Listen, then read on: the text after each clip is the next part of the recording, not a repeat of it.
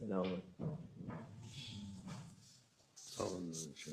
بسم الله الرحمن الرحيم والصلاة والسلام على رسولنا محمد سيد الأولين والآخرين مدد يا رسول مدد يا سادة أصحاب مدد يا مشايخ دستور ما شاء الله فازد أحسن شيخ محمد مدد طريقتنا الصحابة والخير في الجمعية.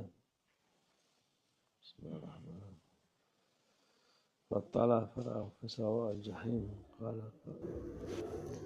بسم الله الرحمن الرحيم. قال هل أنتم مطلعون فاطلع فدعاه في سواء الجحيم. صدق الله العظيم. আল্লাহ আযজা ওয়া জাল্লা কুরআন আযীমুশ শানে আমাদের সকল কিছু ব্যাখ্যা করেছেন।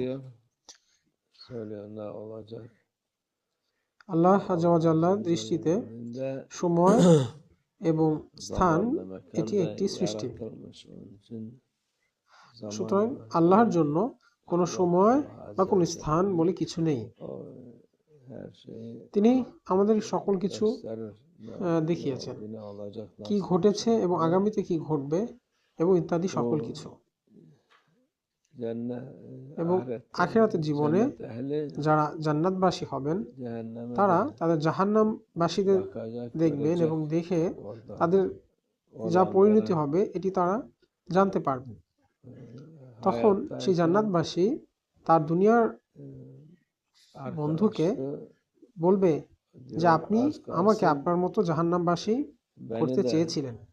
এবং দুনিয়াতে সেই ব্যক্তি তখন বলেছিল যে আমি যা বলছি এটি সত্য, আমি আপনাকে সত্য পথ দেখাচ্ছি। জাহান্নামবাসী এমনটি বলবে। হ্যাঁ, আপনি সতর্ক হন, আপনার কারো ইবাদত করার প্রয়োজন নেই, আপনি ইবাদত করবেন না, আপনি আমার পথে আসুন, আমরা এই দুনিয়াকে উপভোগ করি, এর বাহিরে অন্য কিছু করার প্রয়োজন নেই, বরং আমরা উপভোগ করি এবং ভিন্ন কিছুর ইবাদত করি, অনুসরণ করি, আমরা অন্য কিছুতে আমাদের সময় কাটাই। আল্লাহ বলে, আল্লাহ আযজা ওয়া জাল্লার পথ বলে কিছু নেই।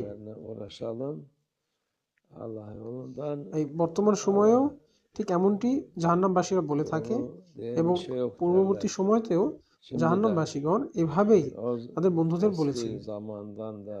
সকল মানুষই ইনসানেরই নফস রয়েছে এবং তাদের পিছনে শয়তানও রয়েছে।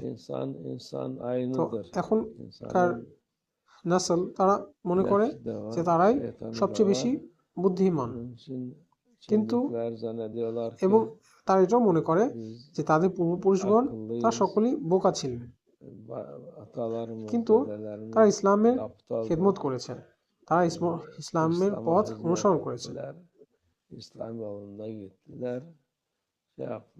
তারা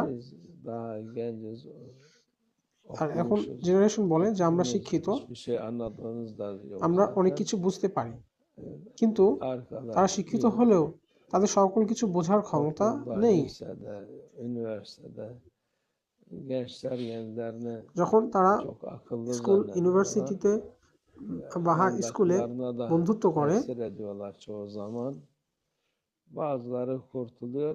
তখন তারা মনে করে যে তারা খুবই বুদ্ধিমান এবং তারা অনেক জ্ঞানের অধিকারী, এবং এই চিন্তা থেকে তারা তাদের অন্যান্য বন্ধুদেরকেও তাদের মতন প্রভাবিত করে এবং যার পরিণতি স্বরূপ তারা উভয়ই জাহান্নামের দ্বার প্রান্তে পৌঁছে যায় এবং আখিরাতে তাদের পরিণতি করুণ হয়।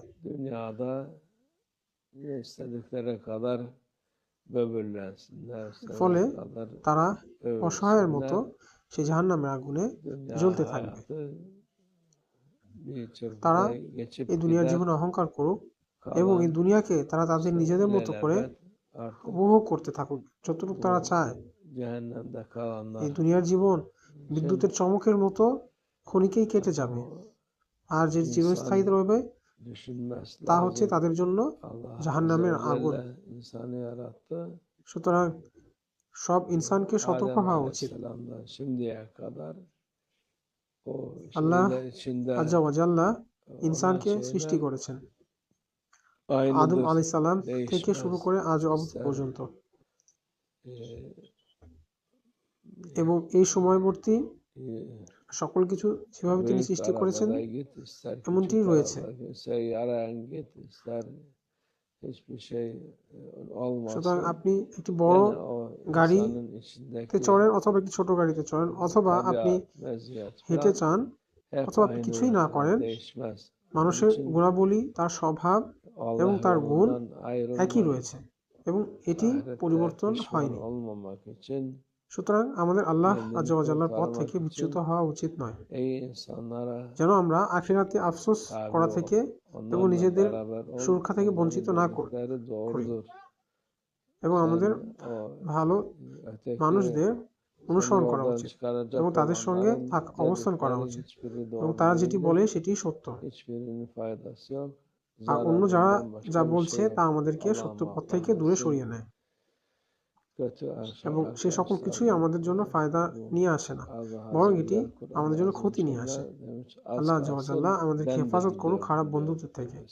আল্লাহ আযজা ওয়া জাল্লা কুরআন আযীম ও শানে বলেছেন যে মানুষ কে আল্লাহ যদি চাইতেন সকলকেই জাহান্নামবাসী করতে পারতেন, কিন্তু আল্লাহ জাহান্নাম এবং জান্নাতের মাঝে মধ্যবর্তী স্থান রেখেছেন। সুতরাং যারা এখনো যুবক রয়েছে তাদেরকে শয়তান বেশি করে প্রভাবিত করে এবং তাদের থেকে তারা শয়তান আখিরাত নিয়ে নেয় এবং তাদের পরিণতিকে তারা খারাপ করে। আল্লাহ আমাদের সকলকে শয়তানের প্রভাব থেকে হেফাজত করুক এবং সকল খারাপ বন্ধু থেকে হেফাজত করুক। আল্লাহ আমাদেরকে ঈমানের মধ্যে শক্তি দান করুন।